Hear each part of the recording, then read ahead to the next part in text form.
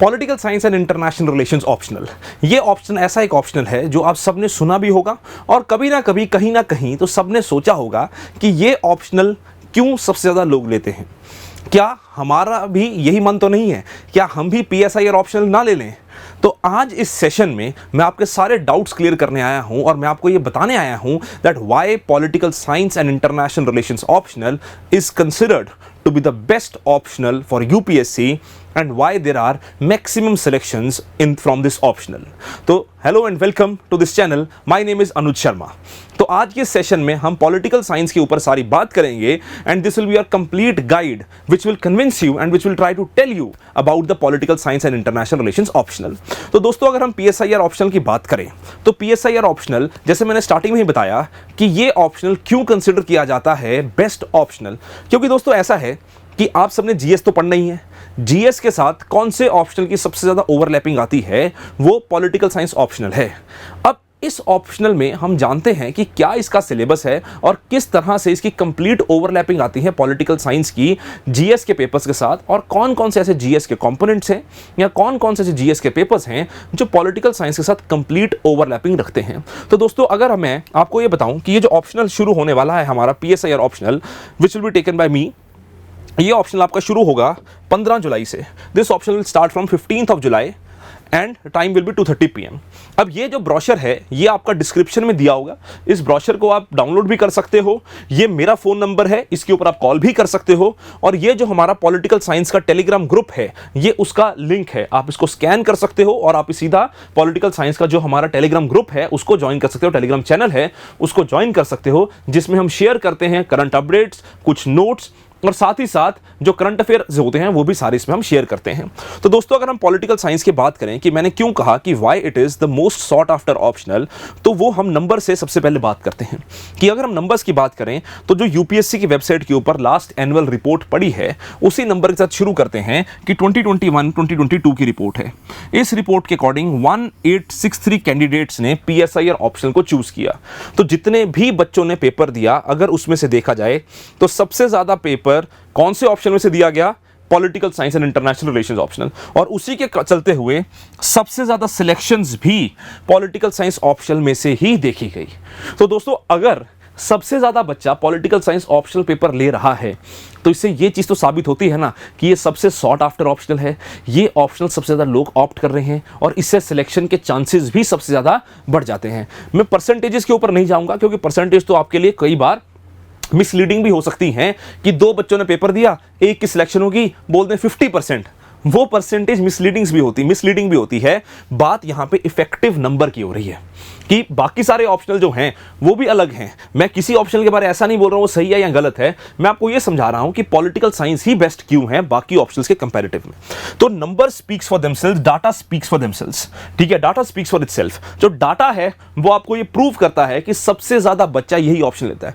लोगों ने ना मिथ बनाया हुआ है मार्केट में कि यार पॉलिटिकल साइंस बड़ा ऑप्शनल है। तो दोस्तों, मैं ये नहीं बोलूंगा कि यार ऑप्शनल बहुत छोटा है, कोई ऑप्शनल छोटा नहीं होता, कोई ऑप्शनल बहुत बड़ा नहीं होता। पॉलिटिकल साइंस एक मीडियम रेंज ऑप्शनल है। जो ऑप्शनल बड़ा है उसमें डाउट नहीं है, पर बहुत बड़ा ऑप्शनल है कभी समाप्त नहीं होता, ऐसा कुछ नहीं है।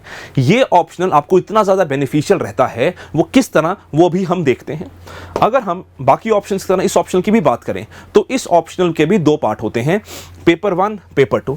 पेपर 1 में जो सेक्शन ए है, इस सेक्शन ए में बात होती है थिंकर्स की, इस सेक्शन ए में बात होती है थ्योरीज की, और साथ ही साथ कुछ बेसिक कॉन्सेप्ट्स की, और इसमें बात होती है आपके इंडियन पॉलिटिकल थॉट की भी। तो ये जो बेसिक आइडिया है ये इन तीन चीजों के ऊपर रिलाई करता है। अब सबसे इंपॉर्टेंट बात क्या है कि ये तीनों चीजें जो हैं ये कंप्लीटली स्टैटिक पोर्शन है, ये कंप्लीटली स्टैटिक पोर्शन है कि इसमें बहुत बार रेपिटेटिव क्वेश्चंस भी देखे गए हैं। आप जो टेलीग्राम ग्रुप ज्वाइन करोगे तो मैं उसमें PYQs भी शेयर करता हूं, तो उस PYQs में भी आप ये पाओगे कि इस टॉपिक के बहुत सारे रेपिटेटिव क्वेश्चंस देखने को मिलते हैं। अब देखो सर, आपने प्लेटो के बारे में पढ़ा, अब प्लेटो का थ्योरी ऑफ एजुकेशन है, या एरिस्टोटल का थ्योरी ऑफ जस्टिस है, या बाबा साहेब का आइडिया ऑफ कॉन्स्टिट्यूशनलिज्म है। अब ये तो जीएस का बच्चा भी पढ़ रहा है। क्यों पढ़ रहा है जीएस का बच्चा एरिस्टोटल? एथिक्स के लिए। क्यों पढ़ रहा है बच्चा कॉन्स्टिट्यूशनलिज्म? जीएस पेपर 2 के लिए। तो क्यों ना ओवरलैप हुआ, क्यों ना पॉलिटिकल साइंस सबसे बढ़िया हुआ? क्योंकि ओवरलैप समझो, अब ये देखो कि आप एक तीर से दो निशाने कैसे कर सकते हो, क्योंकि टाइम तो लिमिटेड है ना यार। आप ये तो कर नहीं सकते कि मैं जीएस के लिए कंप्लीटली अलग प्रिपरेशन कर रहा हूं, ऑप्शनल के लिए कंप्लीटली अलग प्रिपरेशन कर रहा हूं। समझदारी तो यही कहती है कि किस तरह से चीजें ओवरलैप हो सकती हैं, किस तरह से चीजें हमें हमारे लिए बेटर फ्रेमवर्क हो सकता है। तो वो बेटर फ्रेमवर्क तो तभी हो सकता है अगर चीजों में ओवरलैप होता है। बात समझ रहे हैं आप मेरी? तो ये चीज आपके सामने है। आप देखिए ओवरलैप की जब हम बात कर रहे हैं तो इसी पोर्शन में ओवरलैप थिंकर्स में हमने महात्मा गांधी जी को पढ़ना है, थ्योरीज में हमने गांधीज्म को पढ़ना है, थिंकर्स में हमने कार्ल मार्क्स को पढ़ना है, थ्योरीज में हमने मार्क्सिज्म को पढ़ना है। तो सर ये ओवरलैप ही तो होता है। अब कार्ल मार्क्स का आइडिया है वही मार्क्सिज्म है, मार्क्सिज्म में और एवोल्यूशन हुआ, पर अगर आपको मार्क्स समझ आ गए हैं तो मार्क्सिज्म आपके लिए समझना आसान है। उसी प्रकार अगर आपको गांधी समझ आ गए हैं तो आपके लिए गांधीज्म समझना आसान है। ठीक है, तो ये ओवरलैप ही तो हुआ। और आप मेरे को एक बात बताओ, क्या आप में से कोई विद्यार्थी ऐसा है या कोई एस्पिरेंट ऐसा है जो बिना पॉलिटी पढ़े जीएस का पेपर क्रैक कर सकता है, चाहे फिर वो प्रीलिम्स हो चाहे फिर वो मेंस हो? जवाब है नहीं, है ना। अगर कोई ये सोच रहा है तो सर वो भ्रम में है। तो जवाब तो नहीं हुआ ना कि आप नहीं क्रैक कर सकते। तो क्यों, उसका मैं वजह क्यों बता रहा हूं, क्योंकि यूपीएससी ने प्रीलिम्स में एक सवाल पूछा कि गांधीयन सोशलिज्म में और मार्क्सियन सोशलिज्म में क्या सिमिलैरिटी है। तो सर गांधीज्म और मार्क्सिज्म जिसने नहीं पढ़ा वो कैसे आंसर दे सकता है? तो और जिसने पीएसआईआर लिया है उसके लिए तो वो 2 नंबर इजी हो गए, बाकियों के मुकाबले उसके लिए वो 2 नंबर बेटर हो गए। तो ये ओवरलैप ही तो हुआ। तो ये आपको जीएस में रिफ्लेक्ट होता है। ये क्वेश्चन स्टैटिक है। अब प्लेटो की थ्योरी ऑफ जस्टिस के ऊपर क्वेश्चन बार बार आया है, एरिस्टोटल के कॉन्सेप्ट ऑफ सिटीजनशिप के ऊपर भी क्वेश्चन आया है, मार्क्स के डायलेक्टिकल मटेरियलिज्म के ऊपर भी क्वेश्चन रिपीट हुआ है। तो क्वेश्चंस अगर आपने टॉपिक समझ लिए हैं तो क्वेश्चन आपके लिए वो आसान बन जाते हैं, क्योंकि ये पूरा पेपर स्टैटिक है। उसी तरह इंडियन पॉलिटिकल थॉट है, उसी तरह ये थ्योरीज हैं। और जो कॉन्सेप्ट्स आते हैं इसमें, जैसे राइट्स का कॉन्सेप्ट आता है, जस्टिस का कॉन्सेप्ट आता है, ये सारी चीजें तो आपने जीएस के लिए भी पढ़नी है। हाँ, इसमें पढ़ने का डायमेंशन चेंज हो जाता है थोड़ा सा, वो एक्सपैंड हो जाता है थोड़ा सा, और आंसर लिखने का तरीका चेंज हो जाता है थोड़ा सा। तो ये चीजें तो आपको उसमें भी काम आएंगी। तो पेपर 1 का जो सेक्शन ए है वो इन चीजों के ऊपर फोकस करता है। अगर हम बात कर रहे थे इसी चीज की, तो मैं ओवरलैप अगर आपको शो करूं तो जीएस पेपर 1 के साथ ये सारी चीजें का ओवरलैप होता है। जीएस पेपर 4 में थिंकर्स हैं, इन सब के ऊपर ये वो थिंकर्स मैंने लिखे हैं यार जो क्वेश्चंस यूपीएससी पेपर में पूछ चुका है। उन्हीं थिंकर्स में से ये सारे थिंकर आपके पीएसआईआर ऑप्शनल में इंक्लूडेड हैं। तो आपके लिए तो बेनिफिशियल हुआ ना पीएसआईआर ऑप्शनल। दूसरी तरह अगर हम इसी चीज की बात करें और हम ये देखें कि पेपर 1 का सेक्शन बी क्या कहता है। पेपर 1 का जो सेक्शन बी है वो पेपर 1 का सेक्शन भी बात करता है इंडियन गवर्नमेंट एंड पॉलिटिक्स की। अगर हम इंडियन गवर्नमेंट एंड पॉलिटिक्स की बात कर रहे हैं तो इंडियन गवर्नमेंट एंड पॉलिटिक्स में आप अगर सिलेबस देखते हैं इंडियन गवर्नमेंट एंड पॉलिटिक्स का, तो आप ये रियलाइज करेंगे कि ये सिलेबस जो है ये काफ़ी ज़्यादा मिलता जुलता सिलेबस है। किससे? आपके जीएस पेपर 2 से और जीएस पेपर 1 से। कि आपने जीएस पेपर 1 में इंडियन नेशनल मूवमेंट पढ़ा है, यही इंडियन नेशनल मूवमेंट आपको यहां पढ़ाने को कह रहे हैं। आपने कॉन्स्टिट्यूशन का आइडिया पढ़ा है, यही कॉन्स्टिट्यूशन का आइडिया आपको यहां पढ़ने को कह रहे हैं। आपने फंडामेंटल राइट्स पढ़े हैं, वही फंडामेंटल राइट्स आपको यहां पढ़ने को कह रहे हैं। आपने इलेक्टोरल सिस्टम पढ़ा है, वही इलेक्टोरल सिस्टम आपको यहां पढ़ने को कह रहे हैं। आपने सेकुलरिज्म पढ़ना है, वो सेकुलरिज्म आपको यहां पढ़ने को कह रहे हैं। आपने कम्युनलिज्म करना है, वही कम्युनलिज्म यहां आ रहा है। तो सर डिफरेंट क्या हुआ? डिफरेंट होता है सिर्फ अप्रोच, डिफरेंट होता है लिखने का तरीका, डिफरेंट होता है कि किस तरह से आपने अपनी बात को प्रेजेंट करना है। ये ऑप्शनल में हमने बीच में कमेंटेटर्स डाल देने हैं, वहां पे हमने कमेंटेटर्स नहीं डालने हैं।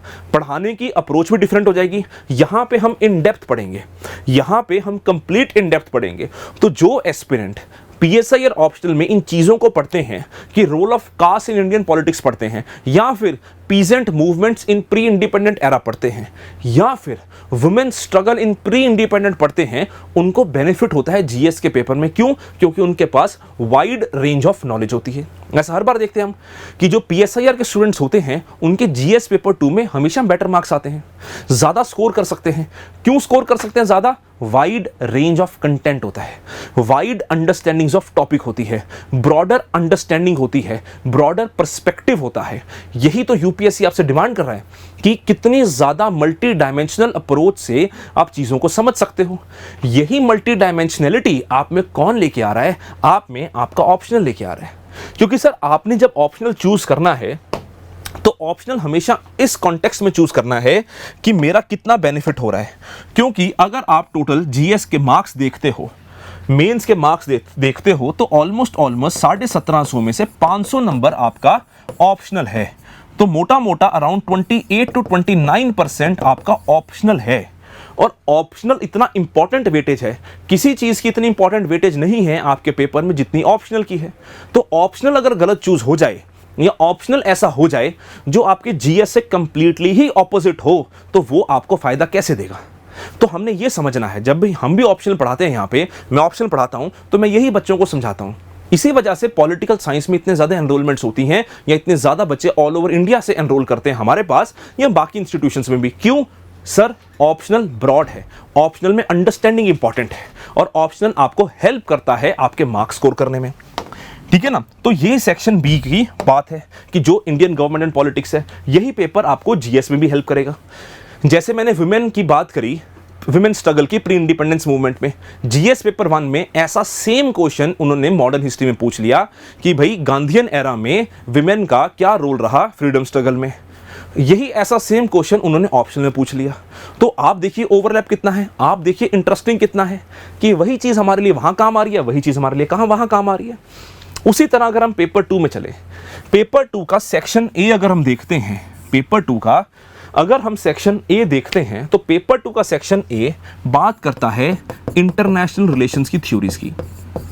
हाँ, पढ़ने में लोगों को लगेगा यार थ्योरीज बड़ी डिफरेंट होती हैं, रियलिज्म क्या होता है, मार्क्सिज्म क्या होता है, लिबरलिज्म क्या होता है। अरे भैया लिबरलिज्म हम यहाँ भी पढ़ रहे हैं, लिबरलिज्म हम यहाँ भी पढ़ रहे हैं। हाँ, थोड़ा सा डिफरेंट है, वो पढ़ लेंगे इंटरनेशनल रिलेशंस के पर्सपेक्टिव से, ठीक है ना? ऐसा डिफरेंट नहीं है। रियलिज्म क्या होता है, कौटिल्य सर रियलिज्म की बात करके गए थे, तो अगर कौटिल्य रियलिज्म की बात करके गए हैं तो हम भी तो पढ़ सकते हैं। कितना डिफिकल्ट है? डिफिकल्ट नहीं है, समझने का तरीका है। ग्लोबलाइजेशन है, आप जीएस पेपर 1 में सोसाइटी में ग्लोबलाइजेशन पढ़ते हैं, यहां भी हमने ग्लोबलाइजेशन पढ़नी है। आप एनवायरमेंटल कंसर्न्स पढ़ते हैं, यहां भी हमने एनवायरमेंटल कंसर्न्स पढ़ लेने हैं। आप स्ट्रेटजी समझते हैं, सिक्योरिटी स्ट्रेटजीज, हमने यहां भी सिक्योरिटी स्ट्रेटजीज पढ़ लेनी है। आप कोल्ड वॉर समझते हैं, हमने यहां कोल्ड वॉर पढ़ लेना है। तो आप ये देखिए कि इतनी इन डेप्थ अगर अंडरस्टैंडिंग होगी आपकी तो आपकी जीएस के पेपर में कितना ज्यादा बेनिफिट हो सकता है। इसी वजह से मैं बार बार कहता हूं कि political science is the best optional. ठीक है, एक रीजन तो यही हो गया कि इतना सारा ओवरलैप है। दूसरा, अंडरस्टैंडिंग इजी है। आप में से कोई ऐसा विद्यार्थी नहीं होगा, कोई ऐसा एस्पिरेंट नहीं होगा या दुनिया में कोई ऐसा इंसान नहीं होगा जो ये कह पाए कि किसी ना किसी तरह पॉलिटिकल साइंस उसकी लाइफ से कनेक्टेड नहीं है। आप regular day and to day politics की बात नहीं कर रहा हूं, मैं पॉलिटिकल साइंस की बात कर रहा हूं, मैं एथिकल अंडरस्टैंडिंग की बात कर रहा हूं, मैं आइडियोलॉजीज की बात कर रहा हूं। हर आदमी की कुछ ना कुछ आइडियोलॉजी होती है। लोग ऐसे ही बोल देते हैं कि सर मैं मार्क्सिस्ट हूं। अरे भैया तुम्हें पता भी है मार्क्सिस्ट क्या होते हैं? कोई बोल देता है सर मैं ना नियो लिबरल हूं। अरे तुम्हें पता भी है नियो लिबरल होते क्या हैं? आप में से भी बहुत सारे ऐसे लोग होंगे जो चीज पढ़ेंगे और बोलेंगे कि मेरी नियो लिबरल अप्रोच है। तो नियो लिबरलिज्म होता क्या है? कोई बोलेगा कि सर दुनिया ना मल्टीपोलर है आज के समय में, तो मल्टीपोलरिटी होता क्या है? यही क्वेश्चन जीएस में भी आ सकता है, यही क्वेश्चन ऑप्शनल में भी आ सकता है। बात वही है, लिखने का तरीका चेंज होता है, समझने का कॉन्सेप्ट चेंज होता है, इन डेप्थ समझते हैं। अब अगर मैं सेक्शन बी की बात करूं पेपर 2 के, तो पेपर 2 का सेक्शन बी जो है ये है Indian foreign policy and India and it's world. ये मैं एश्योरेंस के साथ कह सकता हूं कि जिस बच्चे ने ये मेरे साथ लगा लिया उसको इंटरनेशनल रिलेशंस की जीएस क्लासेस लगाने की जरूरत नहीं है, वो कंप्लीट 100% सेम है। अरे भैया इंडिया अफगानिस्तान जीएस में भी वही है, इंडिया अफगानिस्तान ऑप्शन में भी वही है, इंडिया चाइना जीएस में भी वही है, इंडिया चाइना ऑप्शन में वही है। फर्क क्या है? कंटेंट का, लिखना क्या है। अगर मैं जैसे मैं आईआर की क्लासेस ऑफ जीएस के लिए लेता हूं तो मैं वहां बातों बातों में लोगों को बताता हूं कि यार सी राजा मोहन साहब ने ना ऐसे एक बात कही थी। आर्टिकल पढ़ते हैं, कल के आर्टिकल में ही सी राजा मोहन साहब का नाम आया हुआ है, हम उसकी बात कर लेते हैं। अरे यार वही चीज तो हम ऑप्शन में पढ़ते हैं, वही चीज हमने ऑप्शन में लिखनी है। आप बात समझिए ना कि यही इंटरनेशनल रिलेशंस ही वो चीज़ है जिसमें सबसे ज़्यादा क्वेश्चंस बच्चों से पर्सनैलिटी टेस्ट में भी पूछे जाते हैं। आप जाके बच्चों के ट्रांसक्रिप्ट पढ़ लिए, जो बच्चे इंटरव्यू दे के आते हैं उनके ट्रांसक्रिप्ट पढ़ें। जब आप उनके ट्रांसक्रिप्ट पढ़ेंगे तो आपको ये बात रियलाइज़ होगी कि ये ऐसा एक डोमेन है जिसमें से सबसे ज़्यादा क्वेश्चंस बच्चों से उनके मेंस के बाद पर्सनैलिटी इंटरव्यू टेस्ट में पूछे जाते हैं। तो अगर पर्सनैलिटी टेस्ट में वो इंटरनेशनल रिलेशंस के क्वेश्चन पूछ रहे हैं तो आप वहाँ पे ये तो बोलोगे नहीं कि सर पॉइंट 1 ये है, पॉइंट 2 ये है, पॉइंट 3 ये है। जब तक आपको डीप ब्रॉड अंडरस्टैंडिंग नहीं होगी तब तक आप कैसे बता पाओगे कि उस क्वेश्चन का आंसर कैसे दे पाओगे, कैसे आप इंडिया का वर्ल्ड व्यू समझा पाओगे, कैसे आप ग्लोबल पोजीशनिंग समझा पाओगे, जब तक आपको ब्रॉडर अंडरस्टैंडिंग या ब्रॉडर फ्रेमवर्क नहीं है। तो पॉलिटिकल साइंस ऑप्शनल यही ब्रॉडर फ्रेमवर्क, यही ब्रॉडर अंडरस्टैंडिंग आपके लिए क्रिएट करता है। आने वाले कुछ दिनों में आपके सामने और स्ट्रेटेजिक वीडियोस आएंगी जहां पे मैं आपको समझाऊंगा कि how to interpret the syllabus, how to understand the syllabus. आज मेरा मतलब यही है आपको ये बताने का कि ओवरलैप कितना है, कि why political science is the best optional, क्यों सबसे ज़्यादा सिलेक्शंस हैं, क्यों सबसे ज़्यादा बच्चा हर साल इस ऑप्शनल को ऑप्ट करता है, क्यों यहाँ पे सबसे ज़्यादा बच्चा पॉलिटिकल साइंस का ही आता है। क्यों आता है? क्योंकि सर सिलेबस की वजह से। क्यों आता है? क्योंकि ओवरलैप की वजह से। लोगों ने मिथ क्रिएट कर दिया बड़ा ऑप्शनल है। अरे भैया बड़े ऑप्शनल, ऐसे तो जीएस बहुत बड़ा है, छोड़ दो जीएस, है ना, छोड़ सकते हो क्या? नहीं, यहां पे लोगों को लगता है कि हमारे पास कन्वीनियंट ऑप्शंस हैं। अब उस कन्वीनियंट ऑप्शन के चक्कर में 1 साल बाद 2 साल बाद बच्चे पछताते हैं कि सर ऑप्शनल के लिए ना एकदम अलग तैयारी करनी पड़ती है, जीएस के लिए एकदम अलग तैयारी करनी पड़ती है। अगर आपका दोनों ही कंबाइंड हो जाए, दोनों में ही ओवरलैप हो जाए तो कितना बढ़िया रहेगा। वही ओवरलैप यहां पे है। आप देखिए ना कि अगर हम बात कर रहे हैं इस चीज़ की, तो जैसे मैं कह रहा था ओवरलैप की, जब मैं बात कर रहा था तो मैंने यहां पे ये समझाया कि क्या क्या ओवरलैप है। तो ये सिलेबस देखिए आप ओवरलैप के लिए।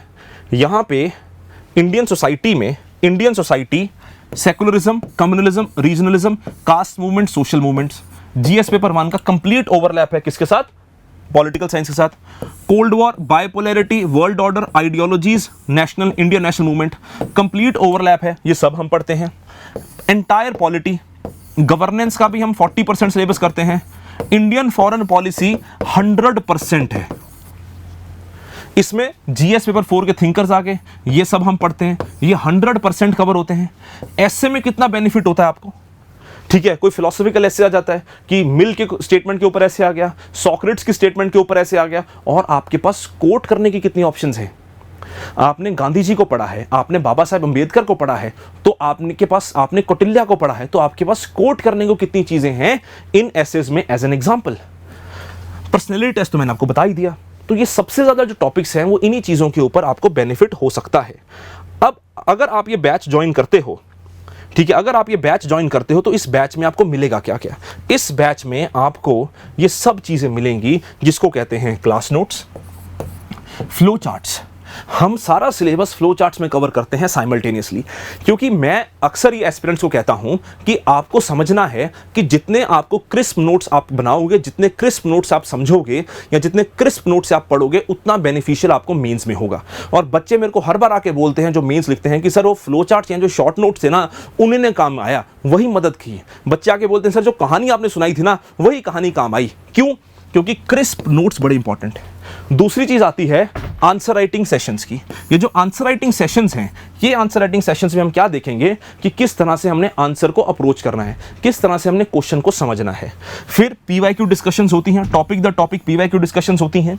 मैं एक डॉक्यूमेंट भी शेयर करूंगा, वो वैसे मेरे टेलीग्राम ग्रुप में पड़ा भी है, मैं दोबारा शेयर कर दूंगा एक बार डॉक्यूमेंट, जिसमें हमने year wise, topic wise PYQs को डिस्ट्रीब्यूट किया हुआ है कि टॉपिक वाइज पीवाईक्यूज डिस्ट्रीब्यूटेड है। वो टेलीग्राम पे मैं शेयर कर दूंगा। साथ ही साथ डाउट क्लियरिंग सेशंस होंगे 1-on-1। जो ऑफलाइन एस्पिरेंट्स होंगे वो तो मेरे से क्लास के पहले या क्लास के बाद मिल सकते हैं। जो बच्चे ऑनलाइन जुड़ते हैं वो मेरे साथ व्हाट्सएप पे, पर्सनल व्हाट्सएप नंबर पे कनेक्टेड होंगे, मेरे से कॉल भी कर सकते हैं। और पिछले साल कई बच्चों ने जूम सेशंस भी लिए कि बच्चों मैं चाहता है sir can we have a WhatsApp video call. ठीक है, तो मैं बोलता हूँ यार इस समय व्हाट्सएप वीडियो कॉल कर लो, तो वो सेशंस भी होते हैं। और टेस्ट सीरीज तो सारी इंक्लूडेड ही होती है। तो ये सब चीज़ें जो हैं ये आपको ऑप्शनल के डोमेन में या ऑप्शनल के प्रोस्पेक्ट में इंक्लूडेड होती हैं। तो अगर हम बात करें ऑप्शनल की जो क्लासेस स्टार्ट हो रही हैं, तो ये मैंने आपको बताया है कि क्लासेस स्टार्ट हो रही हैं 15 जुलाई से। 15 ऑफ जुलाई से क्लासेस स्टार्ट हो रही हैं सारी की सारी। ये जो है ये मेरा व्हाट्सएप का पर्सनल नंबर है, ठीक है, नंबर मेरा व्हाट्सएप का पर्सनल है। आप चाहो तो इस नंबर के ऊपर मेरे को कांटेक्ट कर सकते हो। ये मेरा व्हाट्सएप नंबर है, पर्सनल है, you can drop me a message on this number. और ये हमारा PSIR का चैनल है, ठीक है। डिस्क्रिप्शन में उस चैनल का भी लिंक होगा, डिस्क्रिप्शन में ये ब्रोशर भी होगा, आप इस ब्रोशर को भी डाउनलोड कर सकते हो, टेलीग्राम चैनल भी ज्वाइन कर सकते हो। और आने वाले दिनों में आपको कुछ और वीडियोस मिलेंगी। और अगर आप चाहते हो कि मैं कोई कॉन्सेप्ट भी समझाऊं कि क्लास कैसे ली जाती है, कि कुछ बेसिक कॉन्सेप्ट भी समझ आएँ, तो आप कमेंट सेक्शन में बताइए, हम उन कॉन्सेप्ट्स को भी आपके लिए सामने लेके आएंगे। Thank you very much. I hope now you realize that why political science is the best option. My name is Anuj Sharma. All the best and see you in the political science batch.